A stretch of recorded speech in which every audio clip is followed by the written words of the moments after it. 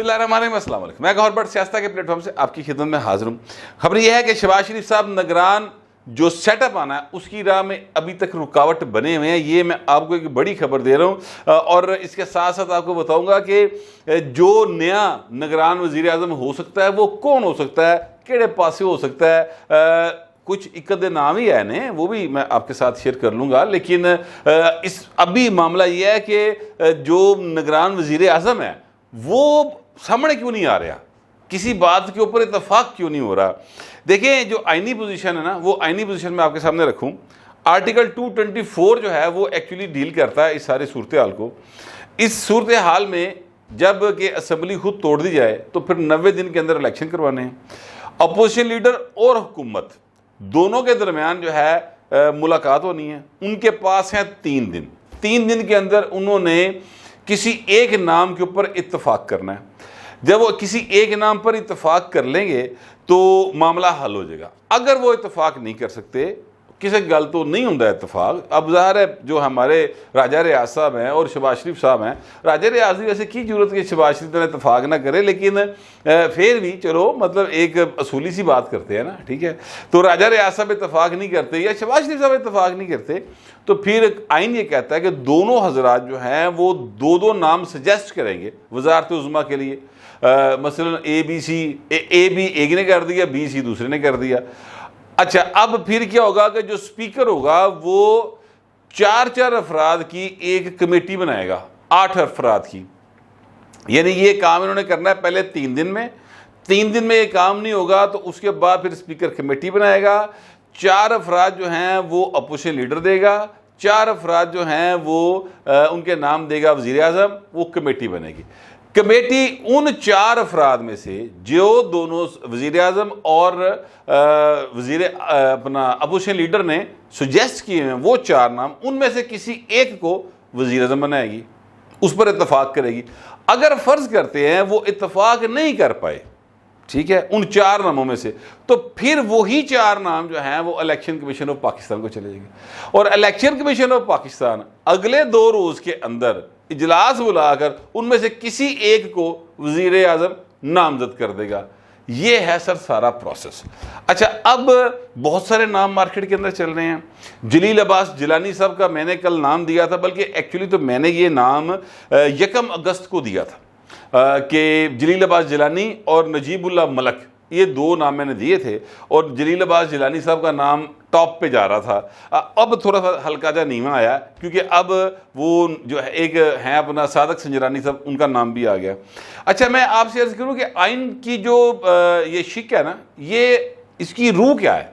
آئین کا آرٹیکل 224 کو اگر آپ پڑھیں تو اس میں ایک شک ہے جو یہ کہتی ہے کہ جو بندہ نگران وزیر اعظم بنے گا نہ وہ الیکشن کنٹیسٹ کر سکتا ہے، نہ ہی اس کی بیوی بچہ الیکشن کنٹیسٹ کر سکتا ہے۔ یعنی غیر جانبداری جو ہے وہ پہلی شرط ہے۔ اچھا اب فرض کرتے ہیں صادق سنجرانی صاحب کا نام آ رہا ہے، صادق سنجرانی صاحب کو آپ نگران وزیر اعظم بنا دیں۔ صادق سنجرانی صاحب تو آئے ہیں نا باپ پارٹی سے جیت کے، تو باپ پارٹی ایک پولیٹیکل پارٹی ہے، وہ باپ چھولے بیچے ڈالا نہیں گا، ٹھیک ہے، یا وہ 6 بچیاں تھا باپ نہیں گا، بلوچستان عوامی پارٹی اس کا نام ہے۔ تو وہ پارٹی جو ہے وہ ایک پولیٹیکل پارٹی ہے، تو وہ غیر جانبداری تو نہ رہی۔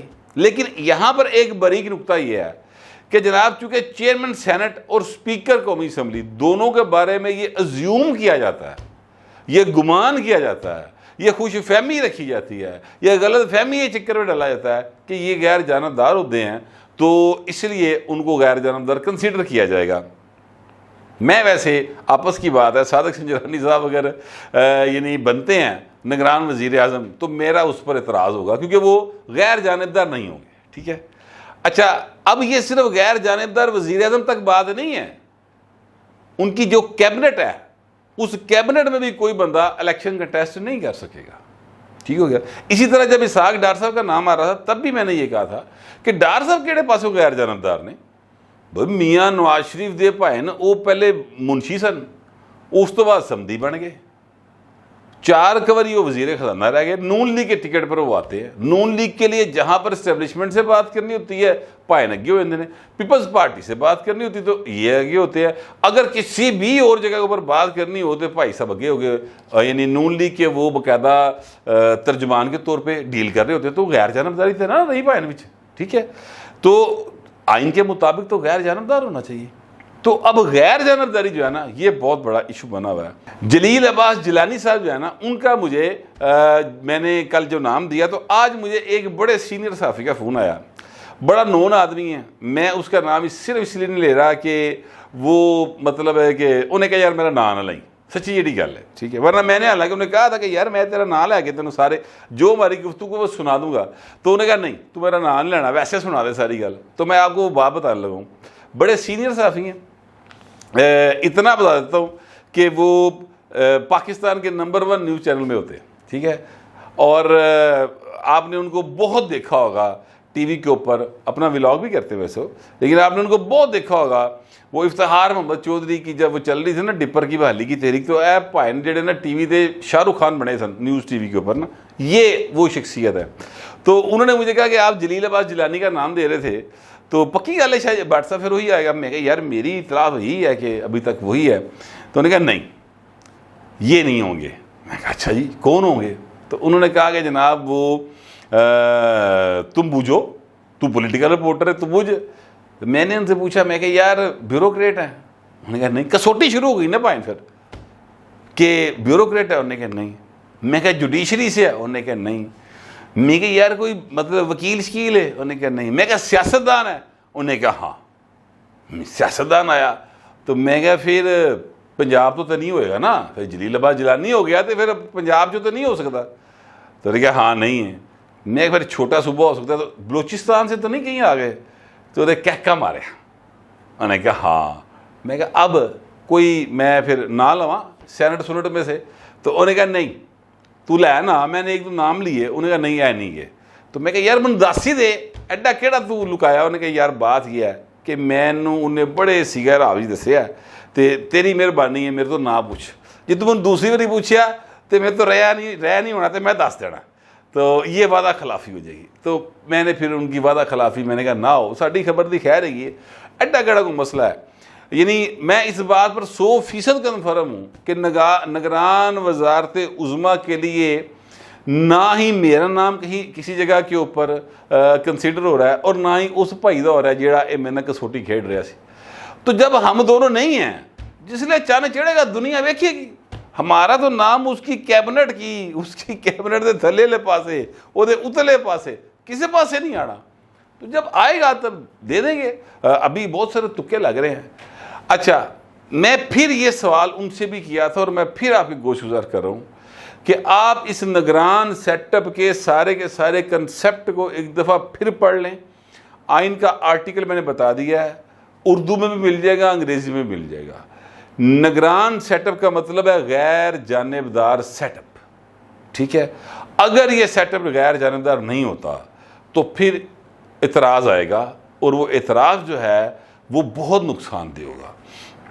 پی ٹی آئی تے ویسے ہی اس وقت ہر گل تے اعتراض کر رہی ہے نا، پی ٹی آئی تے بیچاری اس چکر چ بھی اعتراض کری جاندی کہ آٹا گوندی ہلدی کیوں، ٹھیک ہے، کیونکہ جب آپ آٹا گوندتے ہیں تو ظاہر ہے تھوڑا سا آپ کے جسم میں ایک وہ آتی ہے، حرکت تو آتی ہے، تو اس بات پر بھی معترض ہے۔ پی ٹی آئی چلے جاتے اے حال ہویا پیا جدو عمران خان پھڑیا گیا۔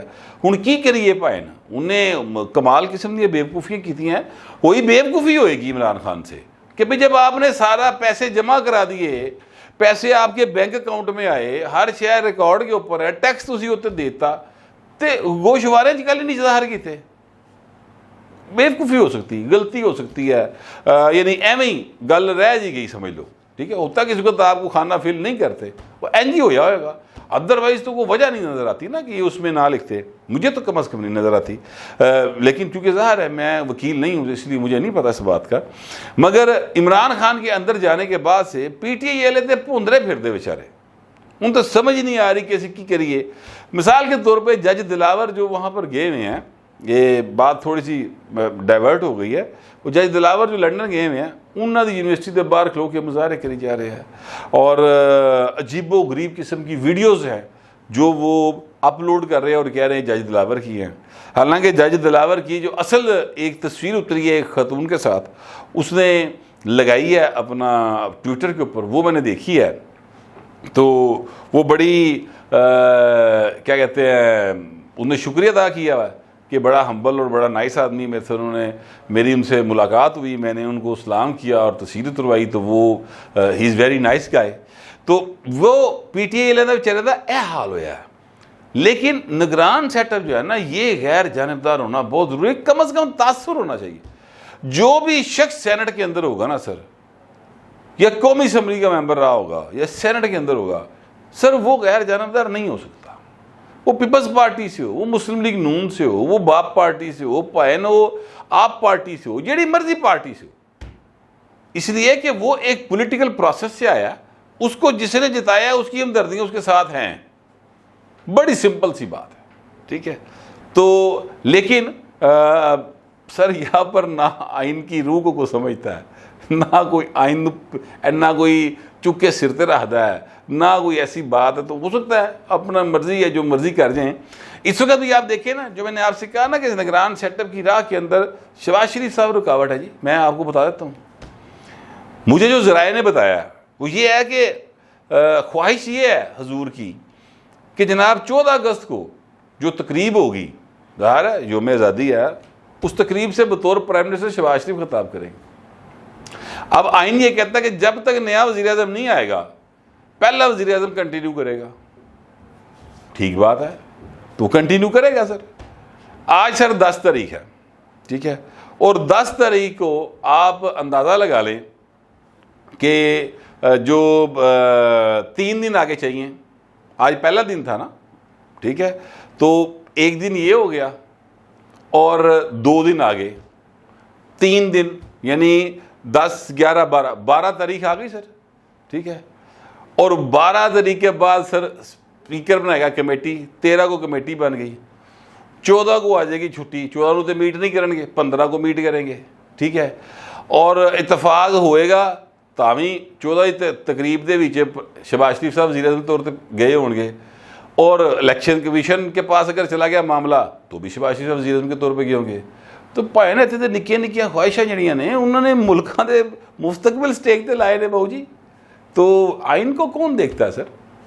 ورنہ راجہ ریاض کو شہباز شریف کہے کہ نٹھ کے بیٹھنا ہے تو نہ نٹھ کے بیٹھے, سوال ہی پیدا نہیں ہوتا.